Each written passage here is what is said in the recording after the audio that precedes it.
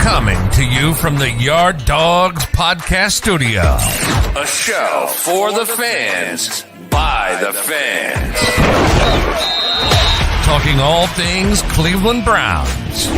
From our mic to your ears. With your hosts, Jason Hand, Mikey P, and Ian Coltrane Coldiron. Are you ready for some football? We're ready for some football, baby.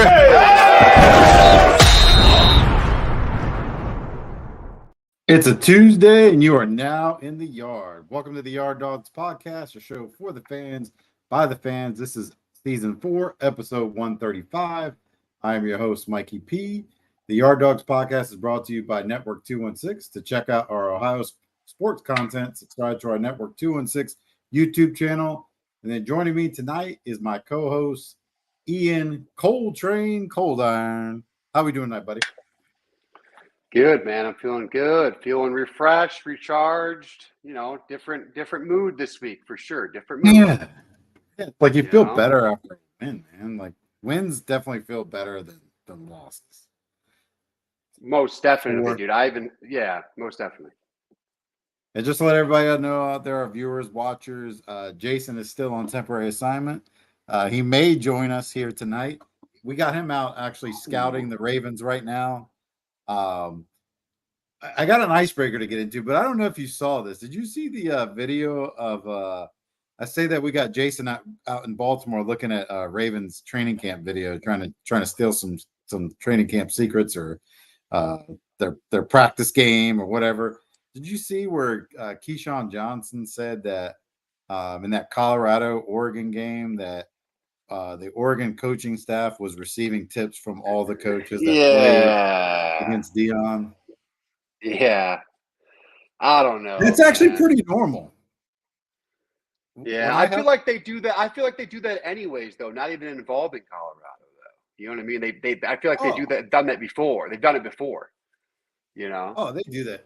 Oh, that them acting like that's new is totally incorrect. Like that happens all the time, literally all the time.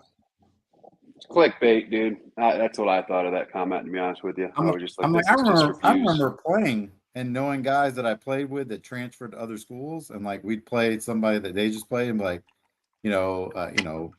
what type of how hard was it stopping the wishbone? Any tips and tricks you guys can send our way? So it was like, I was a little irritated by that.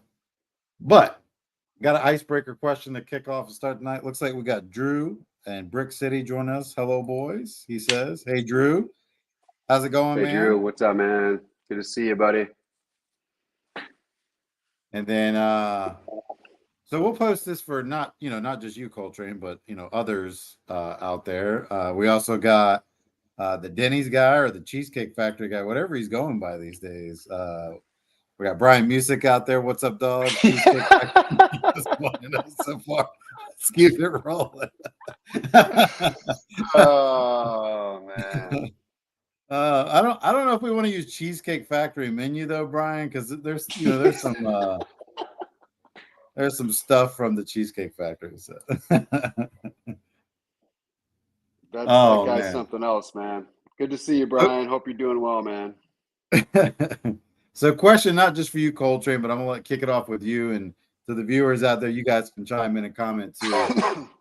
Do you guys block or do you not block is the question.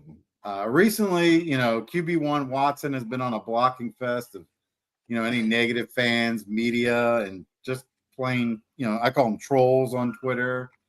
Is it right or wrong to block or not block? Should you have thick skin and just let it be, or do you just block and move on? Well, for me, and I know Watson got a lot of negative flack. There were some fans doing crazy stuff, making shirts and stuff. I got blocked by Deshaun Watson. I mean, the intelligence sometimes of some people in this fan base to do that kind of stuff, it's just insane.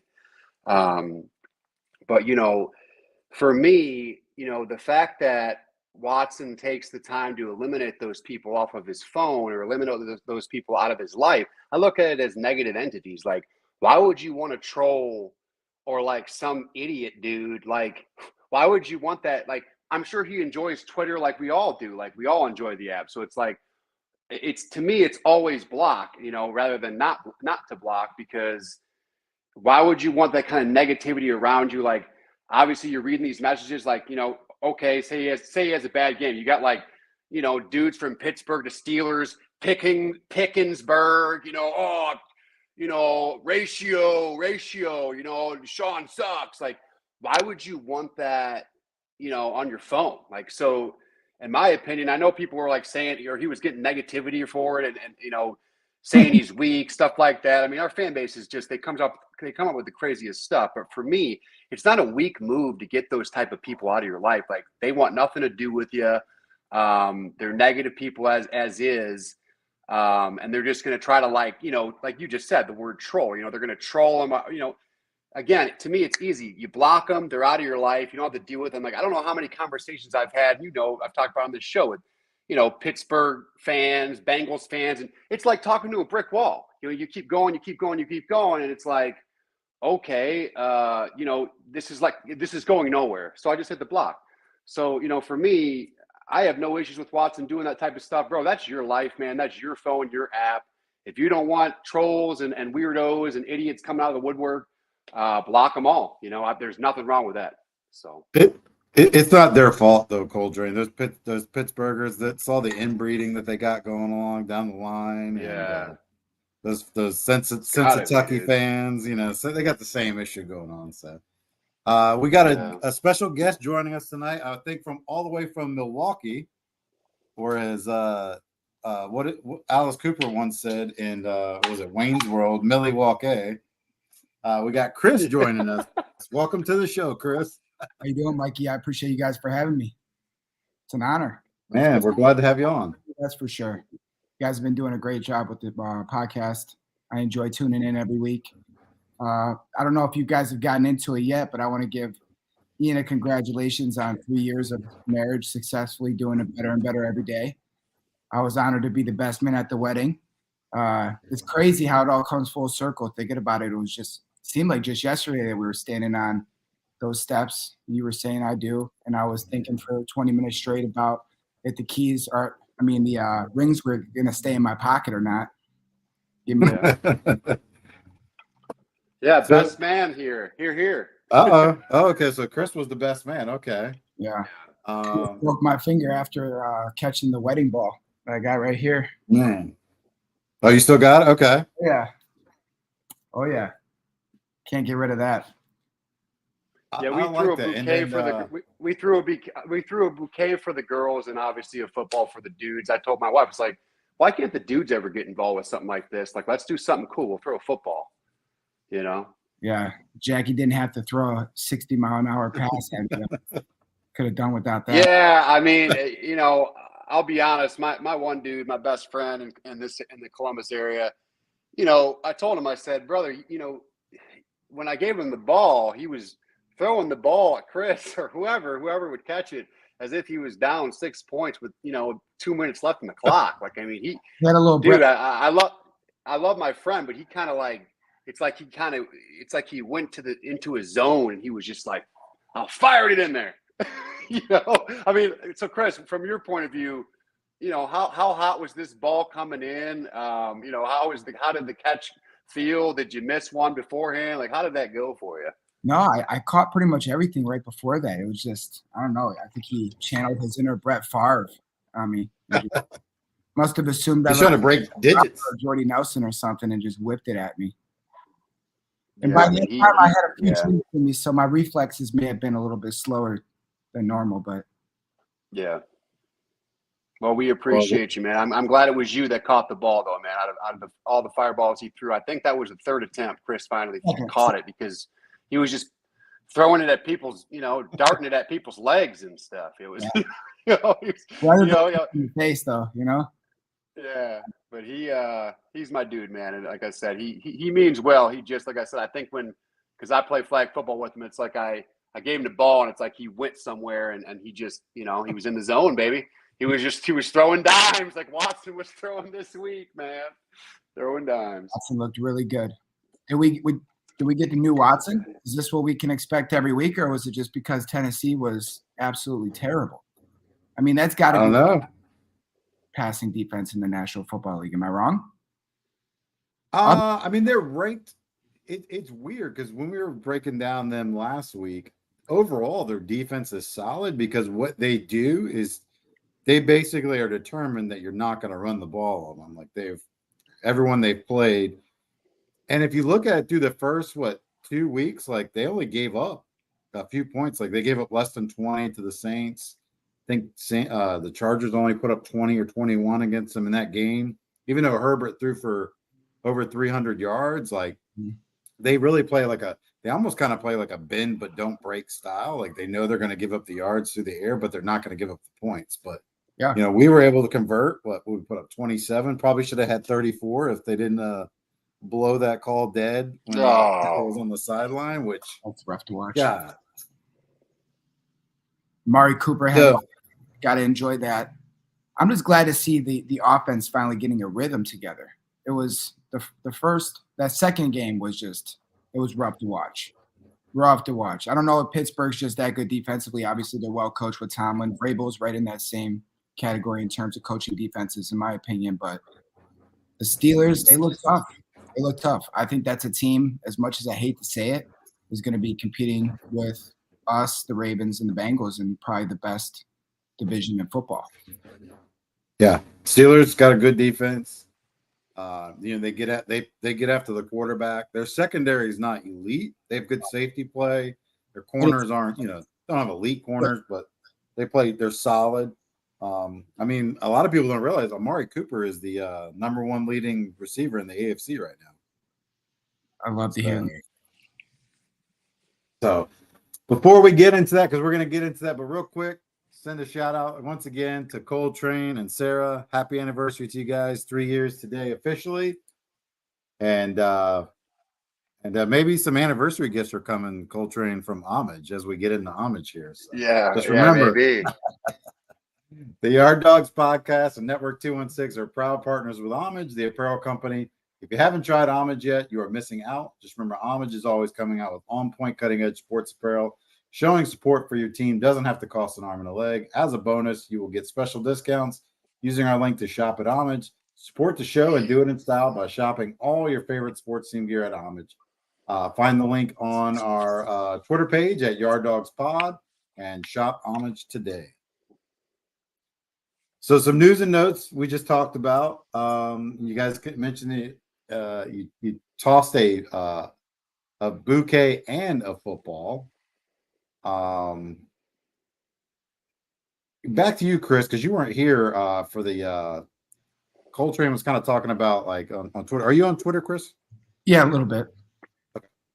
Okay. Do you agree with Coltrane does, but I'm on there. Okay. Do you agree with Coltrane's point where he said, if you got people that are being negative, whether you're an athlete, whether you're a non-athlete, like just get them off your timeline, scrub your timeline, block those people, get them out. Do you agree with that, or do you think just let it be and have fun with them? I agree with people doing what they think is best for them. Some people will look at those comments and they'll use it as motivation, so they won't block it. Other people may have used it as motivation in the past. Now it's just getting to the point where it's almost becoming too much. You got to think Deshaun Watson's had a long 2-3 years.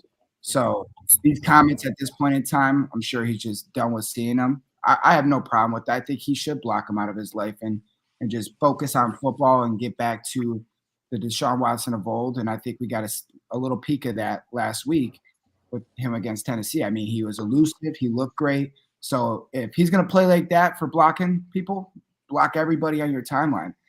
Hey, 0 dark 30 if you want to. Whatever works for him. That's what I want to see. Yeah, I agree. Good point. Good point.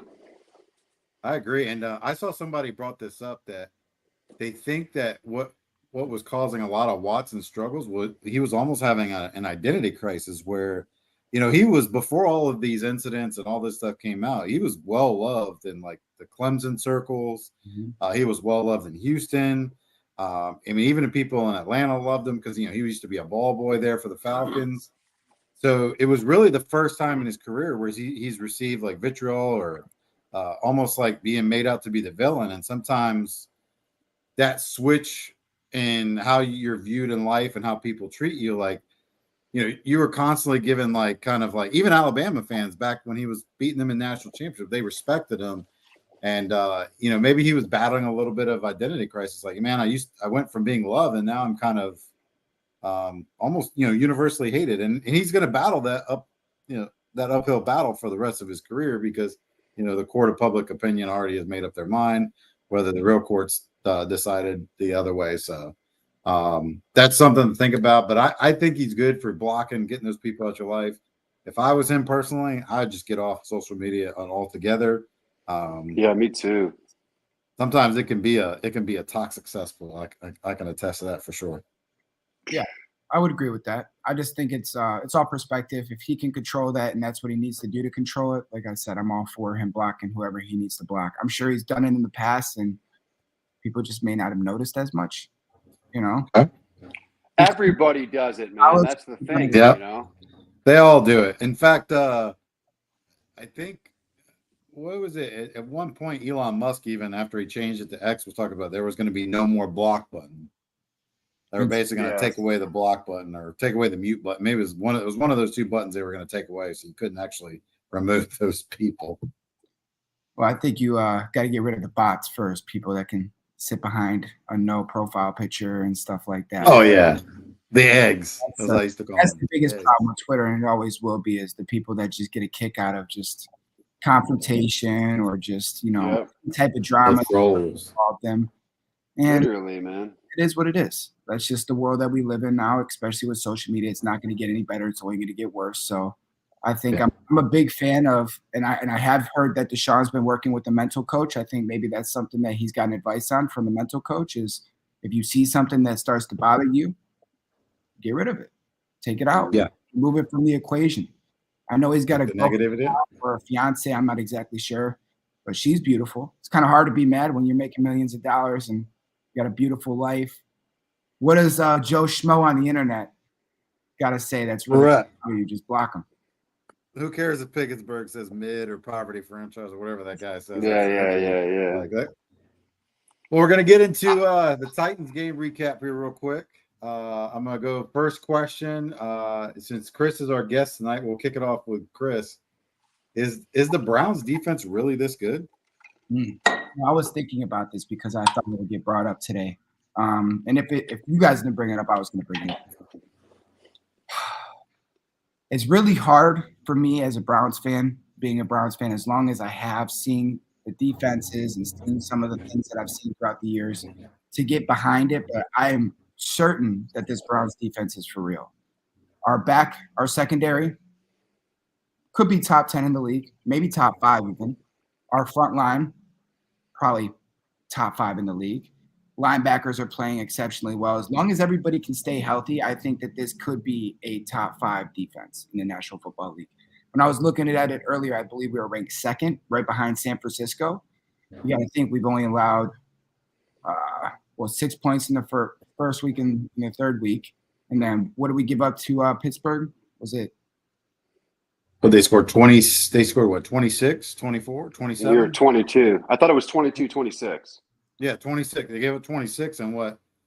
17 of their points came via defense. Their defense on turnovers. They got 17 points off turnovers. His defense is for real, in my opinion, and I think it's only going to get better. I think Jim Schwartz has been the best thing that could have happened to the Browns. That's just where I'm at with it. I really think that this is going to be the year that we have a great defense. Now the offense just needs to start getting things moving, getting things in the right direction where it's consistent on a weekly basis. The defense is not my question this year. The question that I'm always going to have is what the offense is going to look like with Stefanski call plays. And maybe that's another question that we'll get to later on down the road. But defensively, I think we're right where we need to be, and we're only getting better as long as we stay healthy. What about you, Coltrane? You think this defense is really this good? I need one more test. I got one more test, and it's this Sunday, week 4, Baltimore at home. If this defense, I'm not saying I'm not convinced. If this defense stops Lamar and we win, and we win like, to me would be sick. Would be like a two touchdown lead, and taken home at home. I would really, I would really be all in. I am all in, but again, I guess my opinion will be this, and this might shock you that I'm going to say this. If we beat Lamar, if we stop Lamar like easily, I think we can win this division, 100%. I really do. Because one way, Chris, I know you were talking Steelers up. In my opinion, if Watson would have just made a play in 3 or 4 of those drives at the end of that game, that was on Stefanski. That was on Watson there. I mean, dude, if we could just we beat ourselves is what I'm saying. Like, I'm not giving the Steelers credit for that. Yeah, their defense balled out, but so did ours. Mm-hmm. So again, one more test for me. If you stop Lamar, I'm all in, fellas. All in. But stop Lamar. Beat his ass. Show me something, man. One more point that I wanted to add is I think last year our biggest problem was our rushing defense, right? And I think right now we are top 3 in the National Football League in terms of rushing defense. Yeah. We have more than, I think it's average 60 yards or something like that when I was looking at it earlier. Yeah, our run D is stout.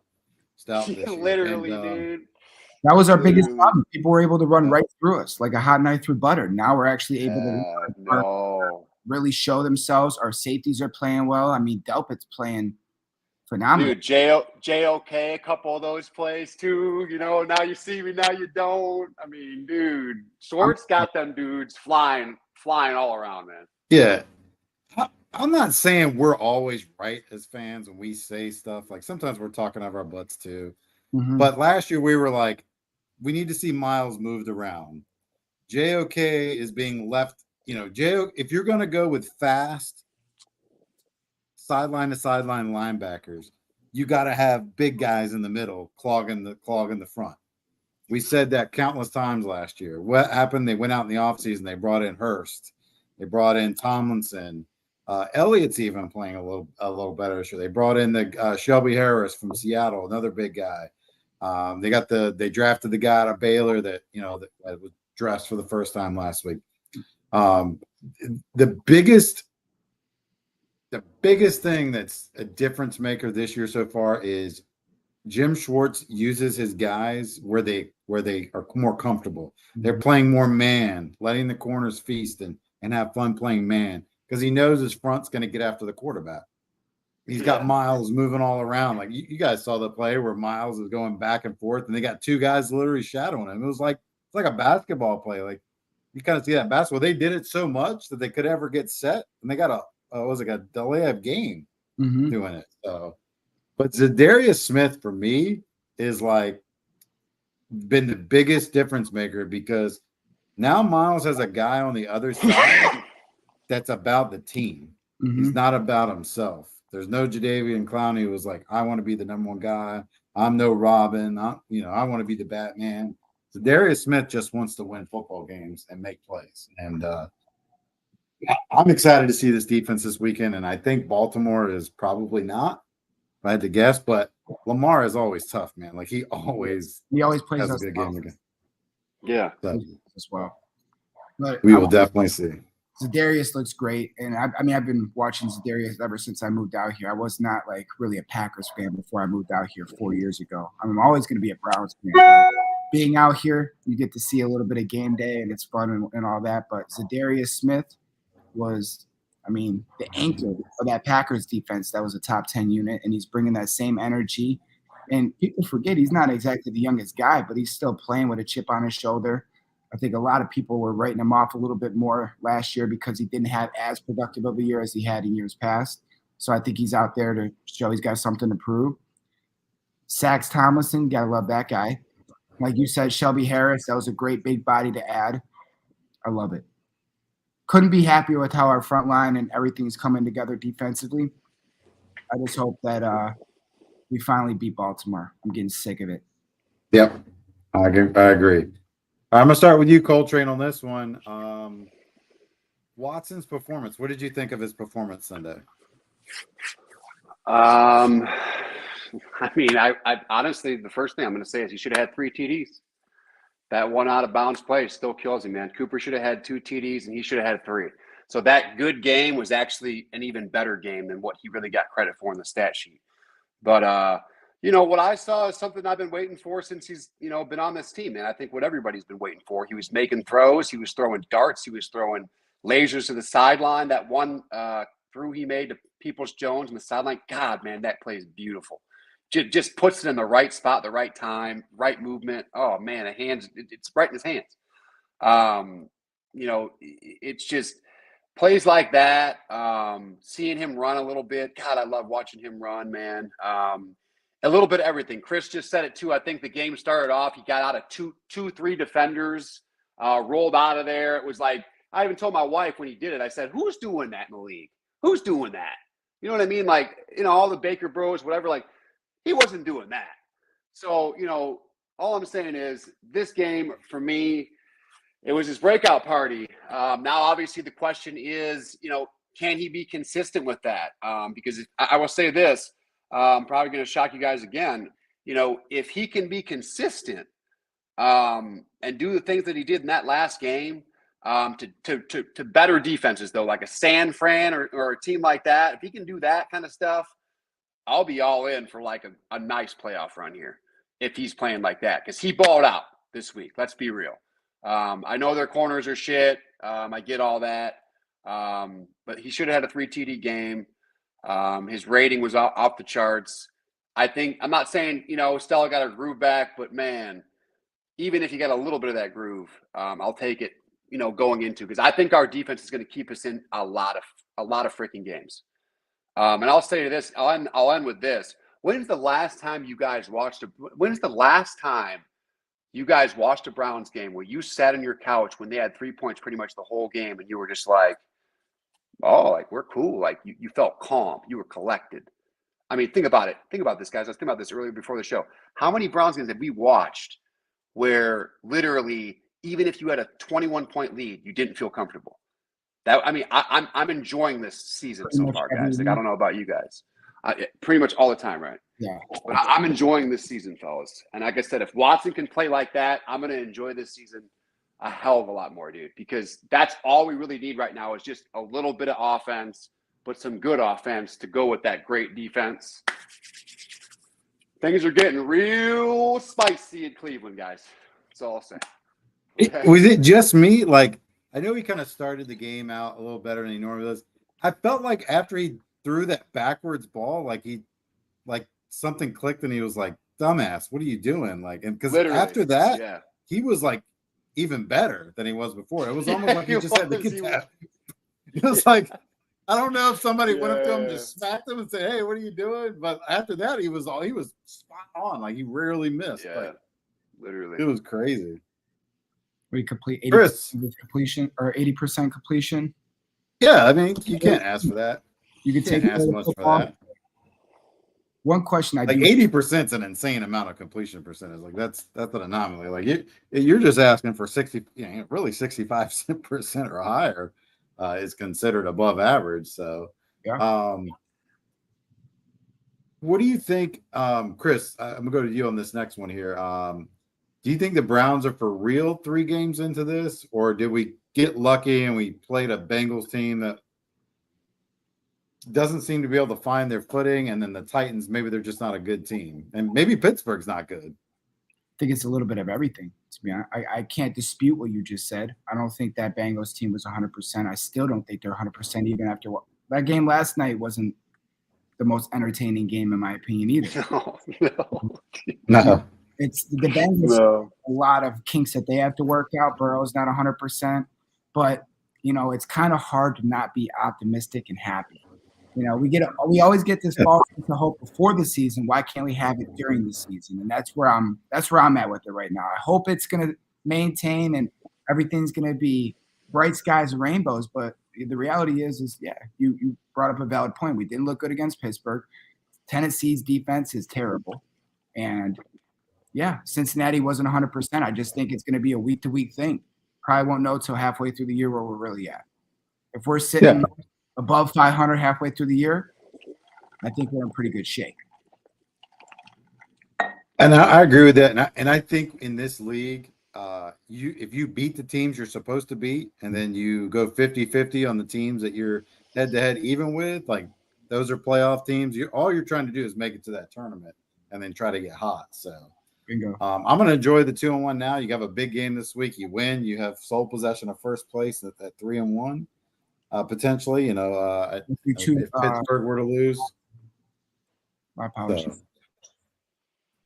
But I got Coltrane. This next person is for you. We've got a comment that just came in. This one's just for Coltrane here.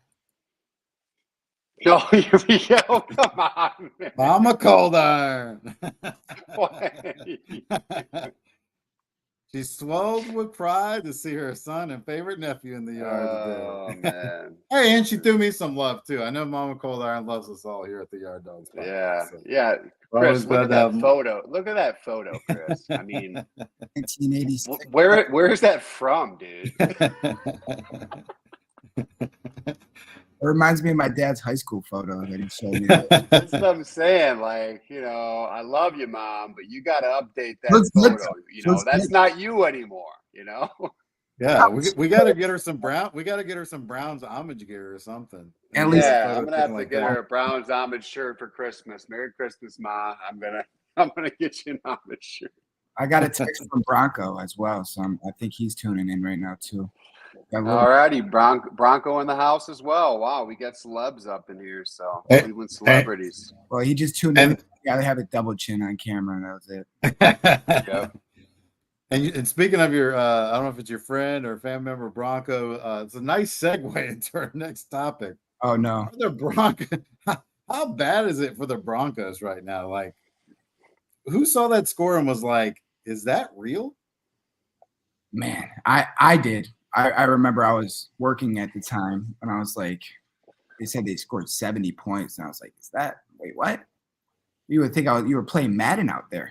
You don't really see there's only been 3 in the history of football. So I just, in the history of the NFL, I'm sorry.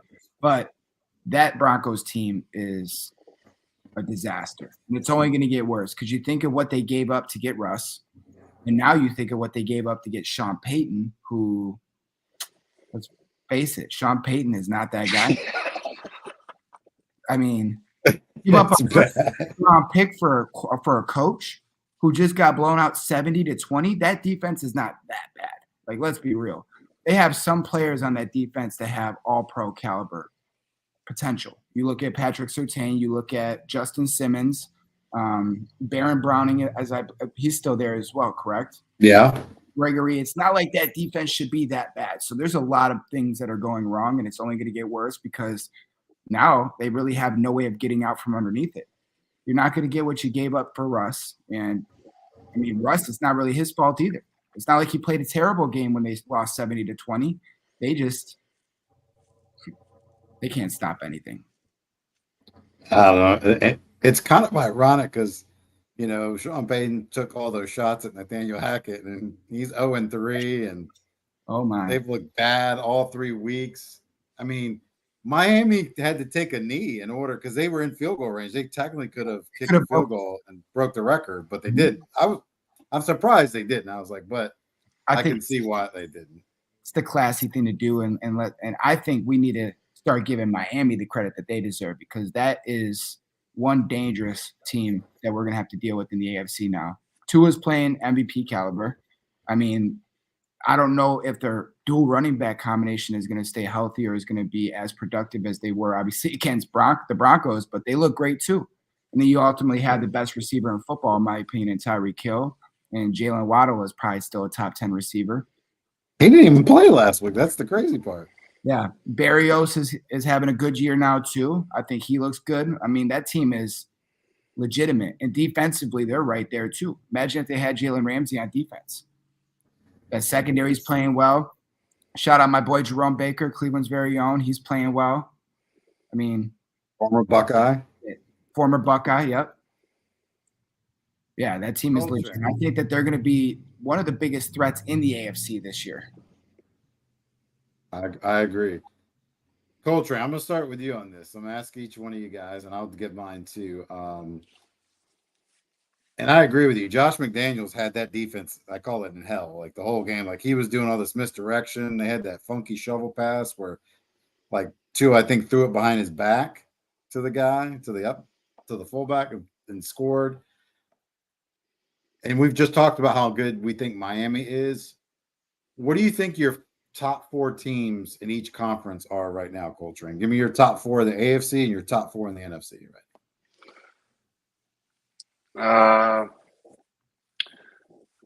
Hold on.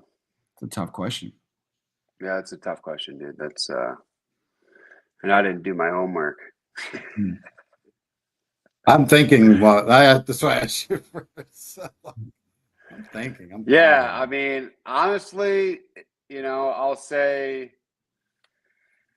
number 1, Miami, for sure, AFC. I'd say number 2, give me the Chiefs. 3, Bills. Mm-hmm. That 4th spot is where it gets tricky. Yeah. 4, you guys are going to laugh. Do it. I'm going Browns, man. I'm putting the Browns in that 4th spot. Okay. Division winners. And then, so we'll do the AFC first. Let's do AFC first. Yeah, let's do a round of. Yeah. Thank you. That's a great idea. AFC then, first round, and NFC. We'll let Chris go next with his top 4 AFC.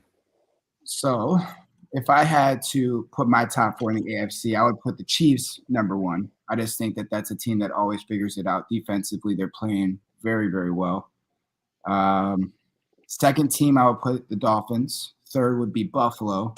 And then that 4th team, that was what I was thinking about in my head, because you really can go so many different ways. This would be an easy pick if Aaron Rodgers was playing for me, but I'm going to go the Ravens, to be honest. I just think that that's a team that I hate to see, and I think that they're not playing up to their standards yet, but that defense year in and year out is always tough. And offensively, Lamar's never had as many weapons as he does now. I would put them at number 4 right now. Even though they didn't play that great last week against Indianapolis, I just think that that's a team that I'm worried about as a Browns fan, and I think it's going to be a real test this week. So put that as my top 4. For me in the AFC, I'm going to go number 1, Miami right now, just because they're the only one that's undefeated. I think that offense is just super explosive and clicking on all cylinders. Tua looks as good as he's probably looked. I mean, he looked good early on last year, and then when the concussions came, I don't think he ever recovered from that.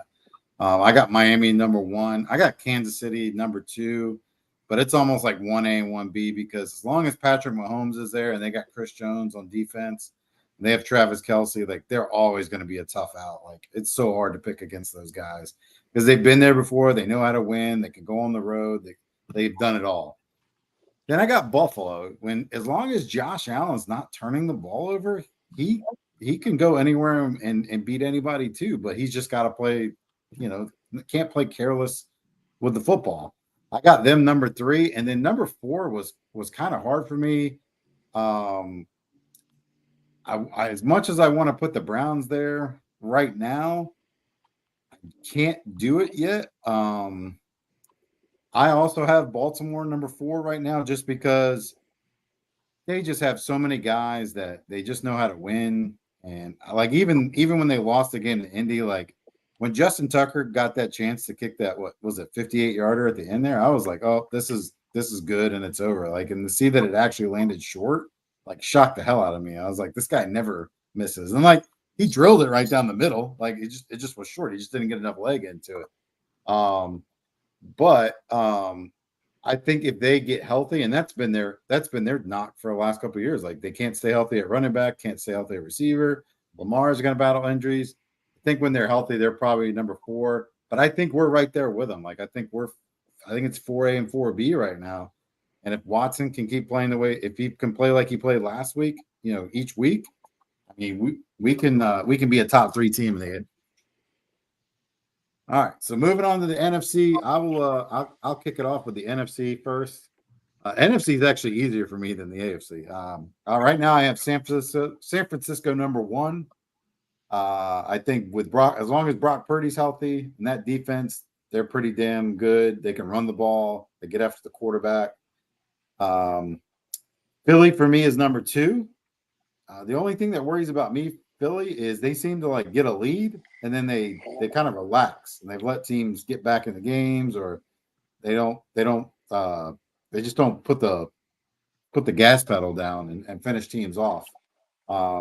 They got a lot of new faces on their defense. They're not the same defense as they were last year. But for me, I got Philly number 2. Number 3 is actually going to be a surprise for me. I have Dallas, even though they lost last week. I think Dallas defensively, I think it was an anomaly. I think they were in a little bit of shock, when Diggs went out. If they run the ball and they let Dak manage the game, they're probably the 3rd best team in the NFC.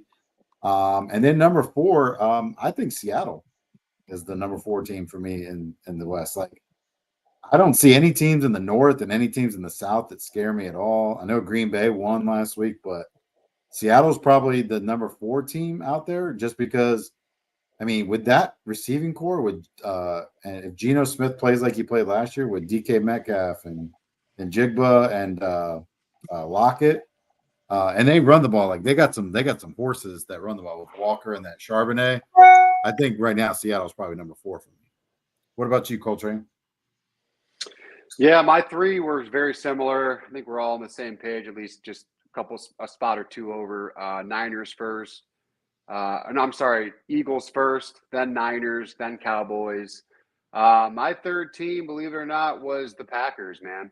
I like what they're doing over there, bro. I don't know. Jordan Love just seems to be, just doing something for me, at least, what I think they can do. So, yeah, they'd be in that 4th spot for me. What about you, Chris? Well, my top 3 is the same. I got 49ers, Eagles, Cowboys. I think Cowboys just had a bad week, but defensively, that team's scary, even without Diggs. Number 4 was where I was going back and forth on, and I'm going to stick with my guns on this and go Detroit. So, okay, I think I really like Motor City, DC. Dan Campbell is one hell of a coach. I think Goff is figuring it out. He's got weapons around him. That O-line's playing aggressive. They're a good unit. Defensively, I think it's a young team, but they're hungry, and I think that's good. They're out to have they want to prove themselves. Especially last year, they ended the Packers season. So good. A lot of people forget about that. That team is no slouch. Yeah, no slouch. And I don't know if you guys noticed this, Coltrane and Chris, but the Saints last week were up 17-0 in that 4th quarter. Mm-hmm. And I don't know if you realize who their defensive coordinator was that let the Packers get 18 points on them in that 4th quarter. Take one guess who the defensive coordinator is for the New Orleans Saints now. Joe Woods. Joe Woods. Yeah, I knew he got a job somewhere. I just didn't know where. Yep, the New Orleans Saints, and they were even showing on the play that was the 4th and 2 where the Packers scored. Joe Woods had his corner 12 yards off the receiver. He was 12 yards off the line of scrimmage. 4th and 2 from like the 15 or something, and he's lined up damn near at the end zone. So same old Joe. Same old Joe. Yeah. Joe Woods. Joe. Man, talk about literally a revamp of a defensive coordinator, man. It's like complete opposites those 2 guys were. Oh, my God, dude. And I'm telling you, I read a quote. Schwartz's D is what Cleveland fans love. Like, we like a good sack, we like a good tackle, a good gang tackle, like this defense right now, Jim Schwartz knows Cleveland, man. He's building it for the fans, bro. I'm telling you, I've been to a couple live games already, fellas. That defense is exciting to watch, dude. I actually enjoy the D more than I like the O right now, the way the defense is playing. So yeah, defense is fun, and that's going to bring us into our final segment tonight. We'll start with you, Coltrane. Can our defense stop Lamar? I believe we can. Yeah, I believe this. I believe the roster we have right now is the most paper ready for Lamar. Yeah, I mean they still have to do the work and and show me that they can do it. But yeah, paper wise, I mean, Chris said it earlier on the show, man. I mean, you got, top 2 corners, safeties that are all legit, pretty much depth wise, linebackers that are fast. They can get to the quarterback. They can stop Lamar. Like, hell, if you could, you would just put a spy on Lamar every down, with JOK or so. I mean, there's so many things you can do. And the D line, I think, is something that I don't think Lamar has seen before, man. I want to keep believing in this dominant D, man. I'm not saying we're going to hold him to 3 points. I think that's out of the question. Like, he might he's going to make some moves, but if we could just keep him contained and get him to throw more and some incompletions and get a couple sacks, man, I'd love to see a good sack on Lamar. But yeah, I think of any year that we've seen, even in my lifetime, fellas, this defense is the one to get it done against like division rivals. Obviously disappointed the Steelers, but it is what it is. I wish we could get it back, but this Ravens game is important to me, man. They've just been so dominant on us for years. I think our defense can turn the corner, and they didn't get us for Pittsburgh, but will get us back for the Ravens. That's what I think. I believe. And then next question, this will be for you, Chris. Do you think Watson has the ability to have another 2 to 3 touchdown game this week? It's definitely going to be a lot harder against Baltimore, but yeah, I do. I think the big worry that we have to think about going into this week is how the running game is going to be looking moving forward. Because we played all 3 of them last week. Obviously, you got to have somebody that can get themselves into a rhythm. So who's going to get those majority touches? Is it going to be Kareem? They're going to stay going with Jerome Ford a little bit more? I think Jerome Ford, I'm not sold on completely yet. He had a great week. Don't get me wrong. I picked him up in fantasy. Still lost, but he had a good week. I just think that run game really needs to get going to open up the offense more for Watson. I think the passing defense of Tennessee was so bad that it really didn't matter whether we got the run game really going. I think this week is going to be a challenge. So we have to make sure we get the run game going and then put Watson in position to make easy reads. So obviously we know he's elusive if the play breaks down. He showed that last week. I just think it's going to be moving forward. Got to do it on a weekly basis more consistently. And Baltimore, in my opinion, are the top 4 team in the AFC. So I don't see him doing that, what he did to Tennessee to Baltimore, but I hope he throws for 5 touchdowns and 500 yards against Baltimore. Yeah, absolutely. And this next question is going to be for all of us. I'll start with you, Coltrane. What's our record going to be going into the bye? We have an early bye this year. I think we beat the Ravens at home. We've been dominant at home. We're 2-0. I think we're 3-0 at home, and we end up with that one crappy loss to the Steelers that we'll never be able to get back. But hopefully, we're just stack wins for now. But take a week 5 bye at 3-1. I really believe this time, fellas. Why? Because I have no choice to not believe it. Because every year they do this to us, and then they're 2-2. I believe in 3-1. I believe in 3. I'm going to keep saying that to myself all week. I believe we can be 3-1 and turn the corner against the Ravens. 3-1. We can be 3-1. Yeah. What about you, Chris? You feel the same way? Yeah, I do. I really do. I think Baltimore is they're really going to get a taste of what that defense is going to look like moving forward for the Browns. Injuries too. Ravens have some injuries. They have a lot. I'll be 7 starters, I think, out last week. I'll be interested to see what happens with Newsome too. I know he hyperextended his elbow, so we'll see if he ends up playing this week. I think if we have him, that makes it even trickier. I think our corners are better than the receivers that Baltimore has. So if we could contain Lamar scrambling, I'm not convinced that Baltimore has figured out their run game either. I think that our defense will have another dominant performance this week. It's going to be seeing if, like you asked me earlier, can Deshaun do the same thing again? Can lightning strike twice? If he goes 80% completion, we're going to steamroll Baltimore. Right to 3-1. I think if Watson could throw for 250 yards and at least 1 or 2 touchdowns, we can get another 1 touchdown running the ball. Mm-hmm. We can stop Mark Andrews because it always seems like Mark Andrews just always goes off on us for some reason for Lamar. I think we'll win this game. Go into the bye week 3-1. And then you got 2 weeks to prepare for San Francisco because that's not going to be an easy game. That's a good team. And that makes me think that Newsome might not play this week. You know, if he's 80%, 75%, maybe they'd say, hey, let's rest him one more week, give him the bye, and then bring him back after the bye, hopefully. So we'll see how that goes. Because I thought Cam Mitchell played pretty well in the time he was out there. Emerson was all over the field. Denzel Ward's playing like an all-pro right now. So we will see as we play Baltimore this week for sure. Really like our corners. Love our corners. I think we've done a great job drafting in that department. I'm excited to see it. I really am. I'm a little excited to watch Zay Jones versus Denzel Ward. I feel like that would be a good matchup. But, yeah. My prediction, 21-13. 21-13 Browns. Go Browns. What about you, Coltrane? What's your prediction for this game, score-wise? I told you I want a fashionable. I want 17-32. Okay. I'm gonna say Browns win 27-16. Oh, nice. I like 11. Yeah, I'm gonna go 27-16. So, all right.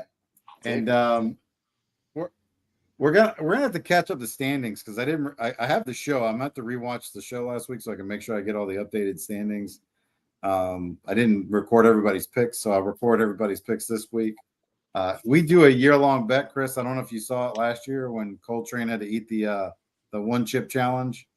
Oh yeah, and he did it on air. Like he didn't just do it; he did it and did a show. Like Coltrane deserves like Man of the Year award for that. Like if anyone ever calls out Coltrane, like I'm fighting. Like I'll go fight him for him. Like this because that dude did the damn challenge while doing a show. Like he didn't just do it and like, hey guys, I recorded myself doing it and here you go. He like did it and then still did a 1 hour show. Yeah, I would have had to walk away for about 2 hours. Yeah, I mean, he spent the rest of the night probably miserable in the bathroom or drinking milk. Yeah, honestly, the worst part about that one chip is the bathroom. And I'm not even going to say anything beyond that, but just the bathroom was worse than even the taste. It tastes like pure charcoal. It just tastes like literally like blue charcoal, like not even flavored, just the color blue charcoal, and that's what it like looks like too. It's like a blue chip. And it's just it's so chalky. It's so chalky at first, guys. So chalky. I still remember, like you're bringing my mind to that moment, Mikey, where it's like, yeah, literally, that was pretty tough. Thank God I had that milk and stuff. I don't know if you saw Jeff's comment, but Jeff said Coltrane died live on air. He was, pretty much. He was born again. He was born again that night. So what's the bet this year? So the bet this year is we're gonna still do the Wheel of Destiny, but we're taking the one chip off of there just because there's been like 2 people recently die from eating the chip. Yeah, I'm okay. So we're like not trying to tempt fate on that. So I think at some point we're gonna ask people to put in like 5 things, and then typically put in a couple. Yeah, things wasn't Jeff's wear a bikini or something and go to the lake, swim in Lake Erie. Something like that. I know it sounds like Jeff. I don't know. I had that, but we'll have to repeat that one. Dress up like Borat and go swim in Lake Erie. Yeah, literally. Last time I was in Lake Erie, I got a double ear infection. So. Oh. Wow. Denny's guy says Browns 12-0 with 4 field goals from Hopkins. I don't know about that. Wow. Jeez, Brian, no faith in Watson. Oh, we got 2. We got another cold iron. Sarah cold iron. The other half of the cold iron family. She said, "So good one. You ate a death chip, basically. Just tell people you ate the death chip." Yeah. I did it all for the Yard Dawgs, man. How would you guys have felt, Mikey, if I just, that was it. That was the last 0 for the Yard Dawgs, man. Oh, it would have felt terrible. In Ian's honor. Would have felt terrible. You guys would have been doing this show for the rest of your lives, dude, for every day in Ian's honor, in Coltrane's honor. Ian, when are you gonna get Sarah on the podcast, like Kelsey style? You know? Yeah. Yeah, I mean, I've been pushing these guys to get her on. I was actually saying I was going to take a day off, and I was actually going to let Sarah fill in for me. Coltrane to Mrs. Coltrane. You know what I mean? Just swap them out. I know how Sarah is. She probably like prepare for that for a whole week. Yeah. Yeah. She's in education, right? So she definitely would be prepared. Like she'd be more prepared probably than we are. Honestly. Yeah. Pretty much. And we got another comment just popped in. Bob Stanley apparently wants to see the picture of Lisa Cold Iron again. Great pics and back off. So Bob said, leave Mama Cold Iron. Oh man, that's awesome. Gotta love Bob. Touche, Bob, touche. So we have to see. So we got our picks for the Browns game. We have the other picks we got to make this week. We got Bengals versus Titans, and then we have Steelers versus Texans. So I'm going to let Chris kick us off with Steelers versus Texans. Who's your pick? In the comment, I'm sorry. Steelers, Texans, that's the first one? Yeah, Steelers, Texans. Steelers. What's your final score? It's in Houston? It's in Houston, yep. Okay. Final score, 24-17. 24-17? Mm-hmm. What about you, Coltrane? That's good. Even though I hate to say it, Steelers, 17-7. Boring game. Yeah, I'm gonna go Steelers versus Texans. I hope CJ Stroud, my boy, kicks their butt this week, but I just don't. That defense is going to try to confuse him, and they're going to put pressure on them. So yeah. I got the Steelers in a closer game than people probably think. I got Steelers 23-16. And then last game, Bengals versus Titans. I'll start it off with this one. Man, Bengals finally got a win last night. They're probably feeling a little better about themselves. They're going on the road to Tennessee.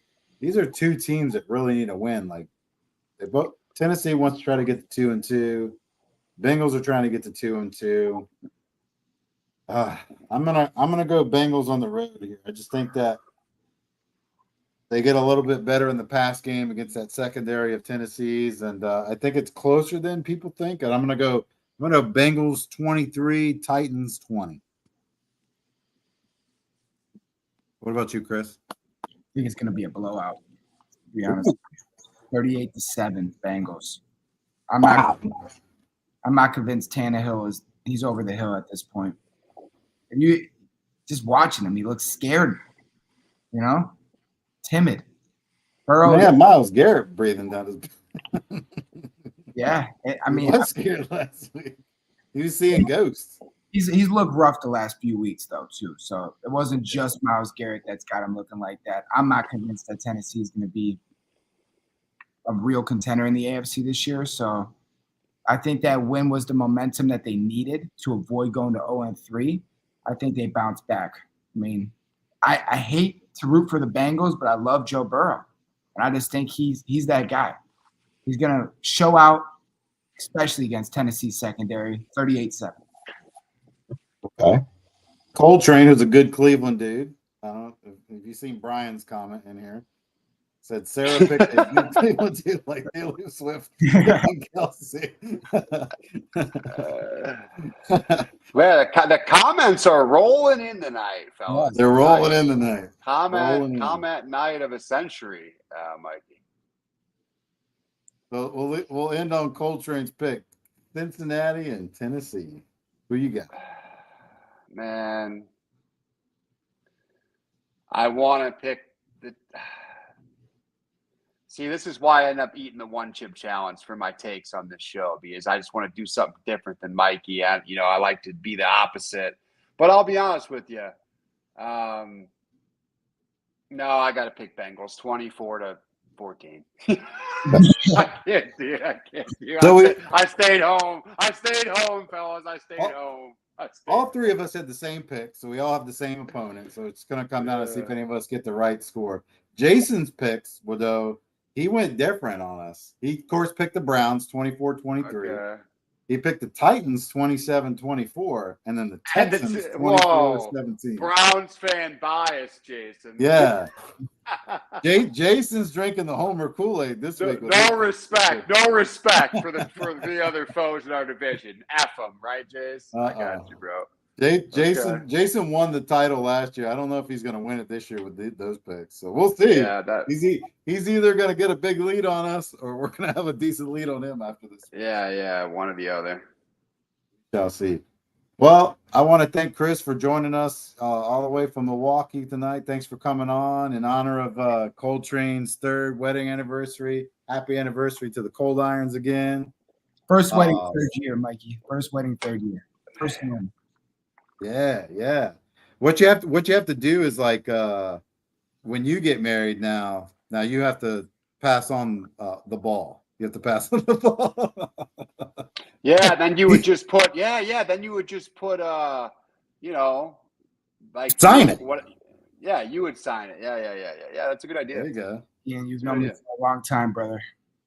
Yeah, he said no real quick when I brought up that. He was like, no. Yeah, it just seems it's like a wazi, it's a woozy. But it was a fun night tonight, guys. Appreciate you coming on, Chris, joining us. And we like to end all of our shows with a Go Browns.